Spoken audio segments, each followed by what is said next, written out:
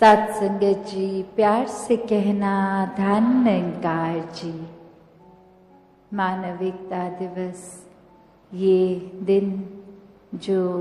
बाबा गुरबचन सिंह जी महाराज के जीवन की जो भी हर पल से सिखलाई मिली, ये रूप आज अगर हम देखें तो उस जनरेशन और आज कितने दासी और दासी से यंगर जनरेशन जो फिजिकली रूप अगर नहीं भी देख पाए तो भी ये बिल्कुल भी मन से ना सोचे कि हमने फिजिकली नहीं देखा तो हमको कैसे पता चलेगा ये जीवन कैसा था।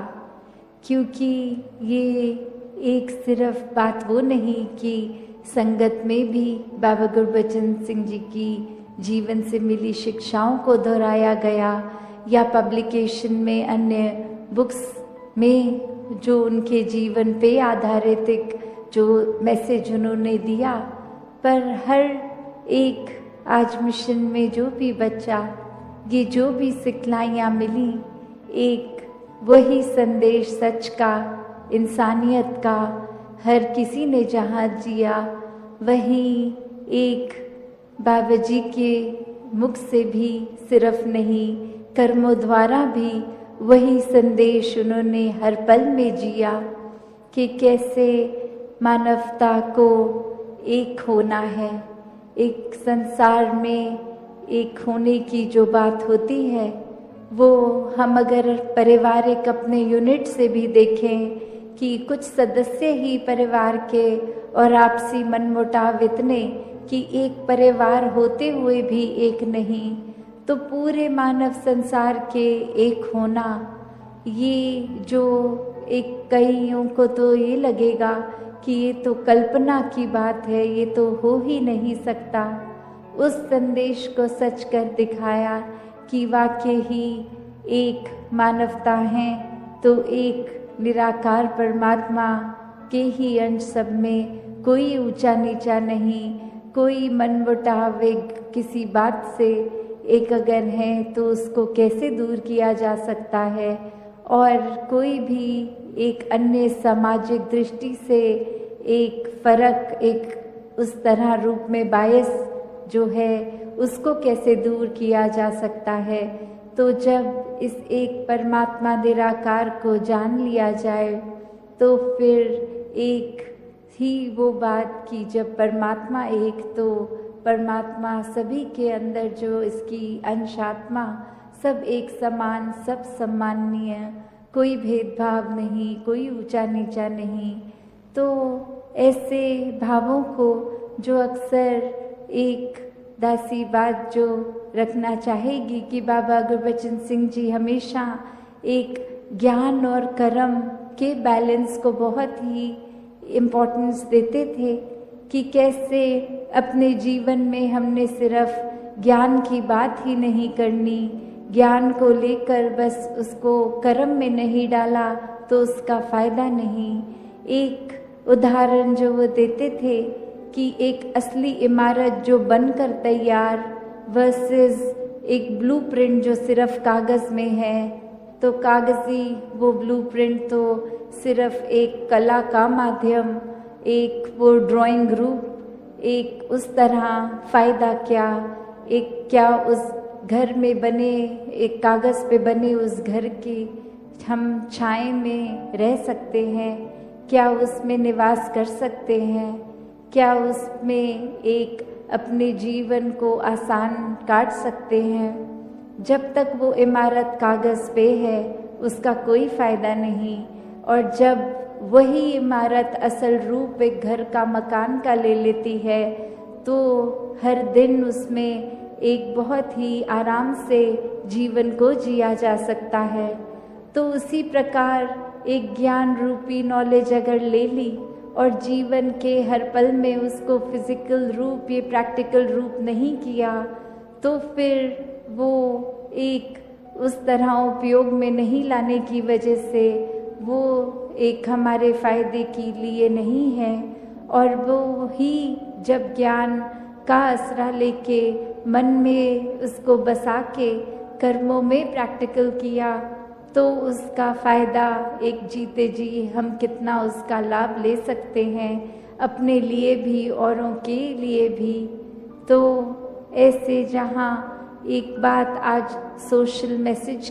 की भी सबने ही महापुरुषों ने दी स्टेज से कि एक आज भी जो रेलेवेंस है और उस समय जब इतने साल पहले की बात करें तो जहाँ वुमेन एम्पावरमेंट, इक्वालिटी, एक सामाजिक कितने ही और एक रूप जो एक उस समय कुछ इस तरह किए जाते थे और उस समय एक ये इम्पोर्टेंट डिसीजन लेकर कि नशों से घर आज़ाद हो जाएं, एक घर में प्यार वाला माहौल बने, दिखावा ख़त्म हो, एक संसार में कैसे एक कम आर्थिक अगर कैपेबिलिटी भी, एक फाइनेंशियल स्टैंडिंग ठीक नहीं भी है तो भी कैसे अपने आप को उतना ही मानवता की सेवा के लिए अर्पण किया जा सकता है जितना एक धनवान रूप भी किसी का हो तो भी वो कर सकते हैं। तो कैसे एक भाव को प्राथमिकता दी, एक मन में उस ज्ञान को बसाकर हर पल जीवने जीवन की शिक्षा को एक प्रधानता की बोल तक नहीं, कर्मों में ये ढले, कैसे एक संदेश समझाते कि संसार में तो एक किसी को अगर पत्थर मारते हैं और चोट लग जाती है, पर अपने जब अपने आप को फूल भी ज़ोर से मारेंगे तो वो भी लगेगा। तो वो जो मैसेज बाबा जी ने दिया और अब हम अगर उसको इम्प्लीमेंट करें कि जो अपनों की फूल की मारने वाली भी चोट है तो हमारे लिए तो कौन अपना कौन पराया, पूरा संसार ही अपना है। तो कैसे हमको अब परिणाम स्वरूप अपने कर्मों पे फोकस करना है, हमारी सोच पर फोकस करना है कि अक्सर हम ये तो कंपेयर कर लेते हैं कि उस व्यक्ति ने जितना हमें बुरा भला बोला हमने तो उसके मुकाबले एक भी बात उसको इतनी खराब नहीं बोली। तो बात तो वही कि दूसरे ने अगर हमें ज़ोर से इतना मारा पत्थर तो हमने उसकी तुलना तो उसको फूल ही मारा। तो बात तो वही, मारा उसने भी, मारा हमने भी। तो एक हमें यहाँ अपने आप को इंट्रोस्पेक्ट करना है, एक अपने अंदर सोचना है कि एक भन में वो मन में भाव मारने के नहीं, एक आराम पहुँचाने के हों। यहाँ तो बाबा जी, राजमाता जी, सदगुरु बाबा हरदेव सिंह जी महाराज, माता सविंदर जी ऐसे ही बात समझाते कि अपने जीवन में हमें एक दूसरों की ओर नहीं अपनी ओर देखना है, अपने कर्मों को सुधार करना है, दूसरों के ऊपर टिप्पणी नहीं, एक फोकस अपना बने कि ये जो जीवन है हमें उसको कैसे जीना है, ये स्पिरिचुअलिटी को कैसे फोकस बनाकर जिएं और ये उतराइयाँ चढ़ाइयाँ हो भी तो कैसे ज्ञान रूप भी ये जो हमें एक खजाना मिला है इसको प्रयोग करके हर स्थिति में कैसे भक्ति मेंटेन करते हुए, आनंद मेंटेन करते हुए जीवन को जी सके। तो दासी और समय नहीं लेगी, सबने आज रक्तदान भी इतना सुबह से जो कर रहे हैं और इतने घंटों से फिर कुछ उसके बाद खाया पिया भी नहीं होगा। तो बात सिर्फ वो नहीं कि जो रक्त फिजिकली दे सके, एक कुछ जीवन की एज लिमिट्स भी जो होती हैं, चाहे वो 18 साल से छोटे बच्चे या सीनियर्स कि उनको अगर मेडिकली अलाउड नहीं या फिर एक एज ब्रैकेट होने के बावजूद शरीर में कोई एनीमिक या कोई और वजह से भी हो सकता है कि मन में भाव तो पूरा ब्लड डोनेशन का, पर वो शरीर की एक पाबंदी की नहीं दे पाए, तो उसमें भी किसी ने एक बुरा नहीं महसूस करना है कि भाव सभी का योगदान का तो रहा है। एक सबब अगर ऐसा है तो उसमें दिल को छोटा नहीं करना, ये सेवाएं तो हर समय चलती जाएंगी और अपना हर दिन ही सेवाओं में अगर एक तरह की सेवा को कोई रिस्ट्रिक्शन है जो एक हेल्थ रीज़न से नहीं कर पाए तो अन्य दूसरी तरह कंट्रीब्यूट किया जा सकता है। तो इस तरह के भावों से हम सभी ने युक्त होकर अपने जीवन को आगे बढ़ाना है। साथ संगत जी धन निरंकार, साथ संगत जी प्यार से कहना धन निरंकार जी। जहाँ जैसे मन में विश्वास आस्था है उस हिसाब से एक धारणाएं जो भी हमेशा ने संतों ने यही समझाया कि ये परमात्मा के ऊपर जीवन को केंद्रित अगर रखना है तो सबसे पहले इस परमात्मा को जानना होगा, इसको देखना होगा हर समय। फिर जब तक सांसें हैं हर समय इसको अपने साक्षात ही देखकर जीवन जीना भक्ति है।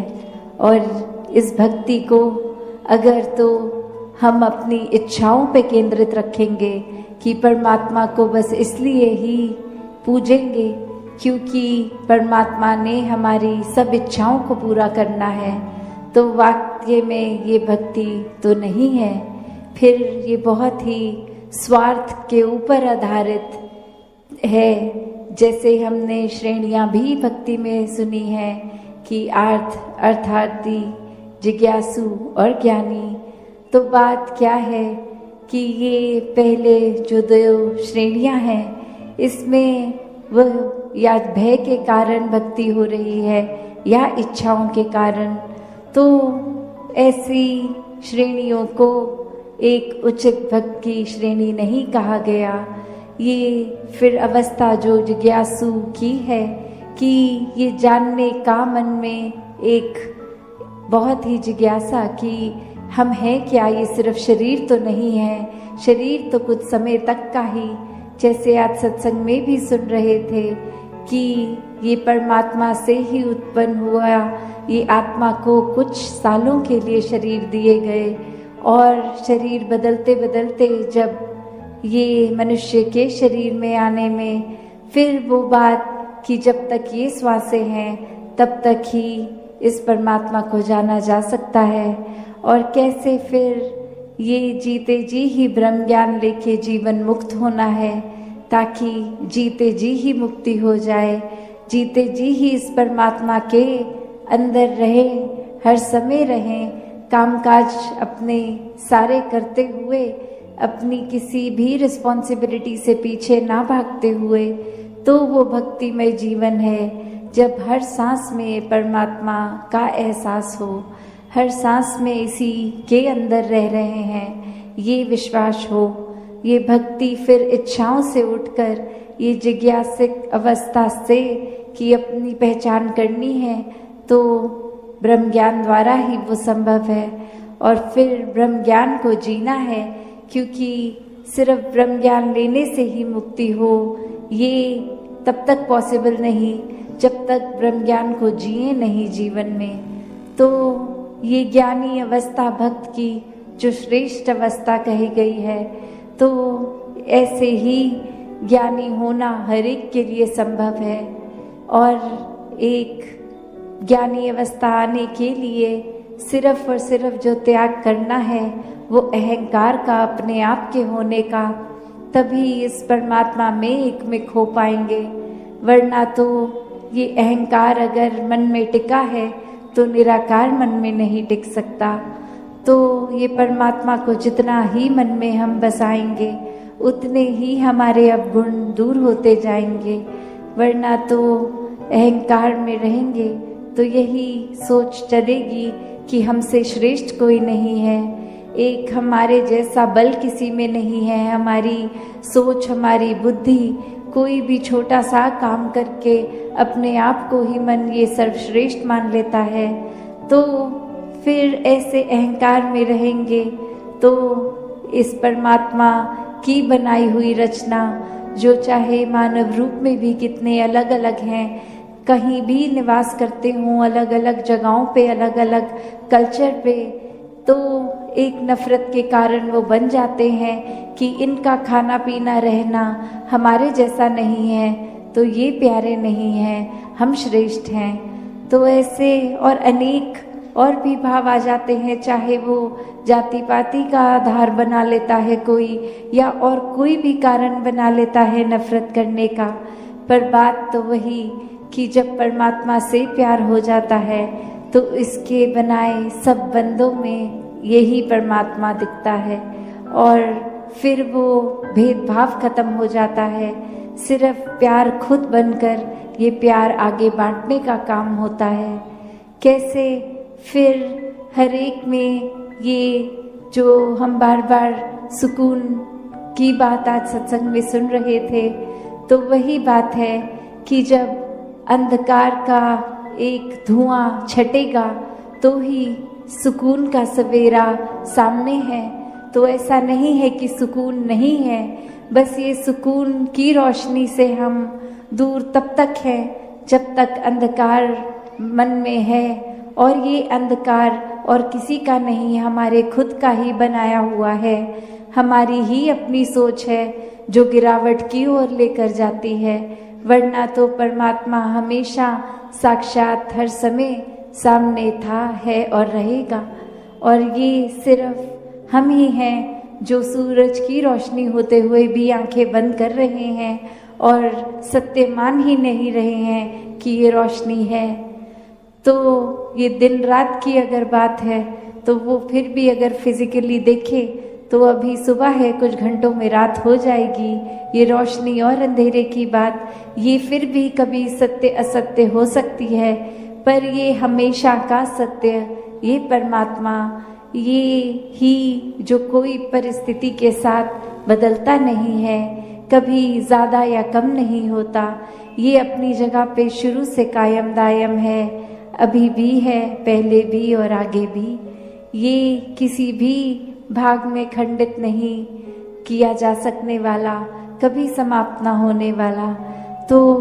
इस परमात्मा के साथ जितना एक मन से नाता जोड़ेंगे, मन के सारे विकार दूर होते जाएंगे। ये अहंकार की भी बात कि अहंकार में आता है जब कोई इंसान, तो वो अपने आप में इतना उलझ जाता है, खुद को ही अपने दिमाग में इतना ऊंचा बनाकर कि फिर और कोई नज़र ही नहीं आता। एक दिमाग भी फिर चतुर चालाकियाँ करने लग पड़ता है। जैसे एक उदाहरण, एक कहानी रूप सभी ने बहुत बार सुनी होगी, तो वही कहानी का भी दासी अब आधार लेगी कि एक इंसान जहाँ बहुत ही कला में समर्थ था, एक बिल्कुल ऐसी मूर्ति बनाता था कि लगता था बिल्कुल असली है, और उस इंसान ने बहुत लोगों से कर्जा ले लिया और अब चुकता नहीं हो पा रहा था। और फिर उसको पता था कि एक तिथि के दिन वो कर्जदार जिसका है उसने आके पैसे मांग लेने हैं। तो बहुत दिन पहले ही अपने ही आकार की इतनी सारी मूर्तियां बना ली जो बिल्कुल हूबहू उसी की तरह, और जब वो कर्जा लेने के लिए आए वापस अपना मांगने, तो एक जैसे व्यक्ति इतने सारे एक कमरे में दिखे, तो बात वही कि वो खुद भी मूर्ति की तरह एक स्थिर होके एक जगह खड़ा हो गया, एक पोज बना के, और बाकी मूर्तियां तो वैसे ही अजीवित, वैसे ही अपनी एक ही आकार में। तो अब वो इंसान जो अपने पैसे लेने आया, वो देख के इतना शक कि अब मैं लूँ भी तो किससे, और एक एक को छूकर हिलाकर बात करूँगा तो समय भी इतना लग जाएगा, तो इतनी सारी मूर्तियों में कैसे मैं असली को पहचानूं। और सभी इतनी असली लग रही कि पता ही नहीं कि कौन असली है कौन नकली है। इतनी सही एक्यूरेट वो मूर्ति बन गई। और अब वो इंसान कुछ सोचता है कि आज तो पैसे लेने ही हैं, तो एक तरकीब निकाली जाए। तो वो सारी मूर्तियों की ओर देखकर कहता है कि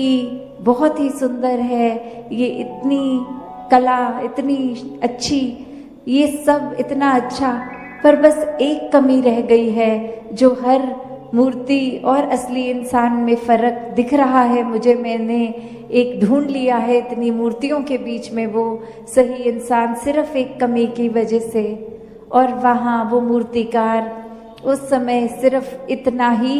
उसके अहंकार पर ठेस पहुंची कि ये कौन मेरी कमियां निकालने आ गया है। मैंने तो बहुत ही एक असल दिखने वाली मूर्ति बनाई है, कोई कमी नहीं है। और वो बीच में से बोल पड़ता है कि सब बिल्कुल ही असली लग रही हैं, कोई कमी नहीं है, तुम कौन होते हो कमी निकालने वाले। तो फिर वो इंसान कहता है कि आजा तुझे ही ढूंढ रहा था। तो कैसे ये भाव मन के कि ये बात इंसान जहाँ अपने आप को अहंकार के कारण इतना ऊंचा मान लेता है कि फिर एक अपने आप को इतना संपन्न मानते हुए दिमाग से कितनी चतुर चालाकियां भी कर लेता है, पर वही अहंकार है जो उसको डूबा ले जाता है, वो वहीं खत्म हो जाता है इंसान। तो कैसे जहाँ वही बात कि ये उदाहरण में तो चलो वो एक घटना की तरह, पर हम अपने जीवन में कितनी बार ऐसा कर लेते हैं, छोटी छोटी चीज़ें भी कि अगर घर में किसी दिन खाना बना लिया तो घर वालों को ही खिलाया और किसी ने छोटी छोटी कमी निकाल दी, नमक कम है या कुछ भी, तो कैसे वो मन पे ठेस पहुंच जाती है। कैसे वो एक बात आती है कि इतनी मेहनत करके इतना समय लगा के खाया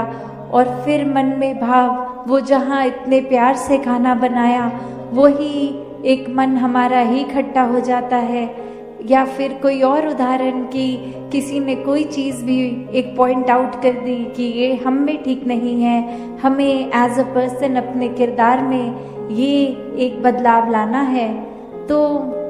अक्सर इंसान अपने आप का सुधार तो क्या ही करेगा, उस इंसान से ही बातचीत बंद कर देता है कि इसने मेरी कमी बताई कैसे, मुझ में तो कोई कमी नहीं है।